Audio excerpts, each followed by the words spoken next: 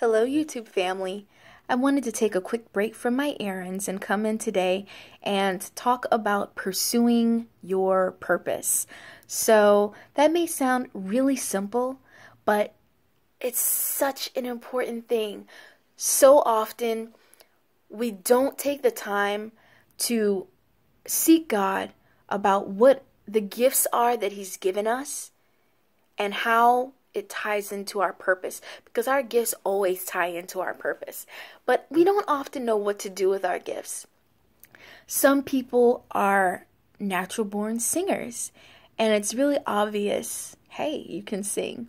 Some people are actors, and you see them in the movies, but you don't really think, hey, that's their gift.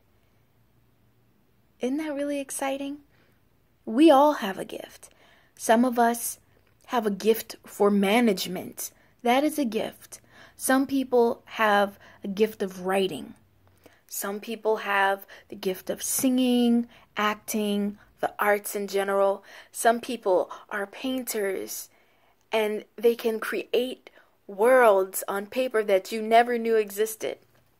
That is a gift. Some people are gifted, in my community, at least, they're gifted with the ability to make beautiful sweetgrass baskets. Lots of people can make them. But not everybody can make it art. It's an art form of its own. But to take something so simple and to actually make it look like something, to really think outside the box, this is a gift. Everyone can't do it. Sure, lots of people can make baskets, but not everybody can make it like that. So, there are gifts that you may not think of as a gift. You might be able to arrange flowers beautifully, but you don't think of it as your gift. You don't think of it as something that means anything. But I'm here to tell you that each and every gift that God has given you, it means something. It really does. And until you take the time to step back and say, okay, Lord, what are these gifts that you have given me and how can I use them? Until you take that time, it's not gonna come easy, because it's so easy to sit back and look at your neighbor or your sister or your brother or a classmate and say, wow, these are all the things that they've done, and I haven't done any of that stuff. It's so easy to say that, but guess what? The best is yet to come. But you have to take the time to examine and to pursue. You can't wait for something big to happen before you begin to move and do things. Some people are waiting on winning the lottery to pursue their business idea. Like, well, when I get that money, I'm going to go out and I'm going to do this and do that. We're waiting on big things to happen before we begin to do anything. Well, how about we begin to do some stuff and make big things happen? That's what your gifts will do for you. In the Bible, Proverbs 18:16, it simply says, your gift, the gift that God has given to you, will make room for you, and it'll bring you before great men. Think about that. God wanted you to know that. He allowed somebody to take the time to pen that in the Bible so that you could hear it today and know that you have a gift. And it's not for no reason, but that the gift that you have is gonna make room for you. You don't have to try to fit into a mold, because your gift is gonna make room for you. And your gift is gonna put you in front of great people. But you gotta pursue it. You can't sit on your gifts. If you have the ability to work with your hands and create things, you can't sit around and the only thing you do with your hands is flip the remote, right? Or scroll up and down on Facebook. You gotta get busy with your gift. I was in a place for a very long time, as I'm sure some of you are today or have been in the past, where you sit back and you say, man, these gifts, what gifts do I have? I can't sing. I can't dance. I got the rhythm of, a Republican from the far right. Anyway, I'm not a comedian. That is a gift. I don't have it. But, you sit there and you despise your gifts or lack thereof because you think you don't have any. But the truth is we haven't taken the time to sit back and really let our gift bloom. We don't take the time to open it up like the present that it is. God has given us the gift. And it's not only for us, but it's for the world, and that's where purpose comes in at. Because whatever gift you've been given, guess what? It's not just for you. You've been given your gift for such a time as this.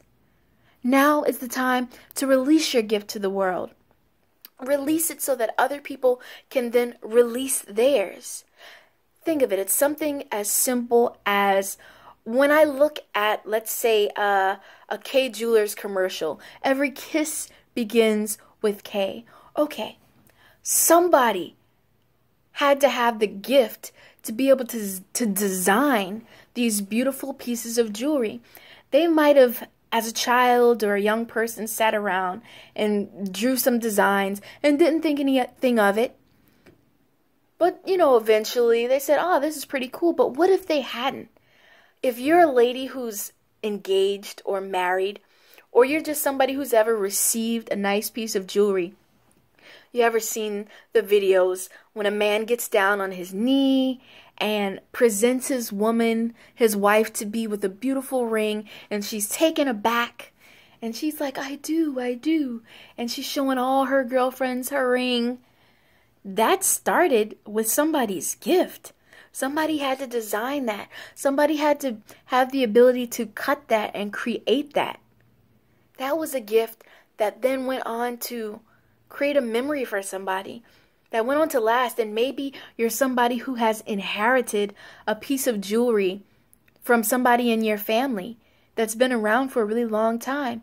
You have that memory today because somebody took the time to examine their gift and realize, hey, I can make this. I can design this.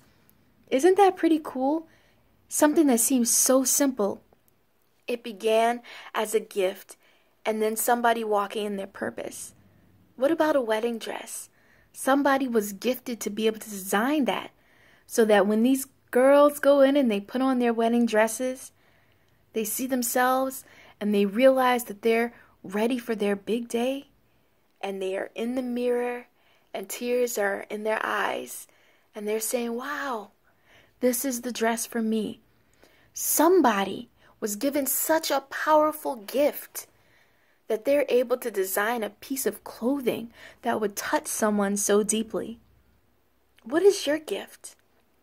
Do you do hair? Do you style hair? Do you make amazing, beautiful styles? Can you cut? Do you make clothing? Do you sing? Do you tell poetry? What is your gift? There are so many gifts, and none of them is worthless. All of your gifts are important. I'm going to leave you with one of my favorite quotes today. And this person, Marianne Williamson, do you think that when she began to write, she said, I don't think anybody's going to care whether I write, so I shouldn't. Nope. She just did what felt natural. She walked in her gift. And because she walked in her gift, she's got a quote that's well known. Other things that she's done, they're well known. But this quote in particular, it speaks to me a lot. And it speaks to a lot of people. So I hope it speaks to you today. And it ties in perfectly with you pursuing your purpose. It simply says, our deepest fear is not that we are inadequate. Our deepest fear is that we are powerful beyond measure. It is our light, not our darkness, that most frightens us. We ask ourselves, who am I to be brilliant, gorgeous, talented, fabulous? Actually, who are you not to be? You are a child of God. Your playing small does not serve the world. There is nothing enlightened about shrinking so that other people won't feel insecure around you. We are all meant to shine, as children do. We were born to make manifest the glory of God that is within us. It's not just in some of us. It's in everyone. And as we let our own light shine, we unconsciously give other people permission to do the same. As we are liberated from our own fear, our presence automatically liberates others. Think about that. Somebody is waiting on you to fulfill your purpose, to walk in your gift, so that they can then take what they need from you, be inspired by you to walk in their gift. Who are you holding up today by not pursuing your gift and walking in your purpose? Let's take a moment to reflect. Let's take a moment to write down what our gifts are and ask God how they tie into our purpose. Maybe you've been on a job for a year, 2 years, 5 years, 10 years, 15 or 20 years, and you're not fulfilled. Why? Because maybe that job is not your purpose. Keith Brown says a job defined is just over broke. And he says if you want to be just over broke, then follow a job. Just do a job. But God says that your gift will make room for you. It'll make room for you and it will bring you before great men. What is your gift? What is your purpose? Take the time today to find out. Have a great day, YouTube. Be blessed. See you next time. Walk in your purpose.